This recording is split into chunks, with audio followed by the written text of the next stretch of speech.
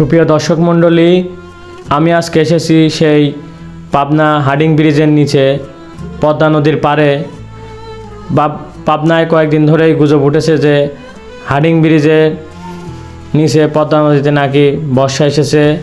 এটা সম্পূর্ণই ভুয়া। আপনারা দেখতে পাচ্ছেন যে ব্রিজের নিচে এখনও 2-3 হাত নদীর কূল পানি হওয়া বাকি আছে, যা সম্পূর্ণই গুজব। পাবনায় বন্যা হওয়ার সম্ভাবনা একেবারেই নেই। তাই আপনারা আতঙ্কিত হবেন না এবং গুজবে কান দেবেন না। ফারাক্কা ব্যারেজ প্রতি বছরই খুলে দেওয়া হয়, এবারও খুলে দেওয়া হয়েছে। ফারাক্কা ব্যারেজ খুলে দেওয়ার ফলে বাংলাদেশের অনেক জায়গায় বন্যা হওয়ার আশঙ্কা আছে। এটা সম্পূর্ণই ভুয়া। পদ্মা নদী একটি খরস্রোতা নদী। এই নদীতে এখনও প্রায় 2-3 হাত পানি বৃদ্ধি পেলেও পদ্মা নদীর দুকুল উপসে উঠবে না। আপনারা এখানে পানির পরিমাপ দেখতে পাচ্ছেন, যা এখানে গাড়া আছে। এটা ভারত এবং বাংলাদেশের যৌথ উদ্যোগে করা, যা 10 সেন্টিমিটার।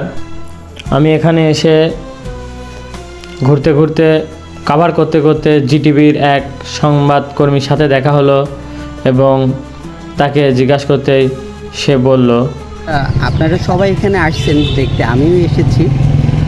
তো এখানে যে পানির যে অবস্থান, আসলে আতঙ্কিত হওয়ার কিছু নাই। আতঙ্কিত হওয়ার কিছু নাই বলতে যেটা আমি বোঝাতে চাচ্ছি সেটা হচ্ছে যে আসলে পদ্মা, এইটা আসলে হার্ডিংস যে পয়েন্টটা আছে, এইটা উত্তরাঞ্চলীয় মানে গঙ্গা এবং পদ্মা, আসলে এটা তো একই নদী, হ্যাঁ, যৌথ নদী। বাংলাদেশে পদ্মা বলা হয়, ইন্ডিয়াতে গঙ্গা বলা হয়। তো গঙ্গা, এটা পদ্মার মূলত এখানেই হচ্ছে পানিটা পরিমাপ করা হয়। উত্তরাঞ্চলে যে পানি পরিমাপক যে স্থান, সেটা হচ্ছে এই হার্ডিংস পয়েন্ট, এখানে পানি পরিমাপ করা হয়। তো বিপদসীমা মূলত ধরা হয় 13.5। তো আজ যে পানির অবস্থান আমরা দেখতে পাচ্ছি সেটা হচ্ছে যে 12.12 কিছুটা উপরে। আসলে এখনও বিপদসীমা অতিক্রম করার মতো সেই বিষয়টা আসে নাই। আমি পানি উন্নয়ন বোর্ডের সঙ্গে কথা বলেছি, এখানকার যে তত্ত্বাবধায়কের কাছে পানি পরিমাপক, ওনার সঙ্গে আমি কথা বলেছি। উনি আমাকে যেমনটা জানিয়েছেন সেটা হচ্ছে যে আগামী 1 সেপ্টেম্বর পর্যন্ত আসলে পানি এই একই অবস্থাতে থাকবে বলে তিনি আমাকে জানিয়েছেন।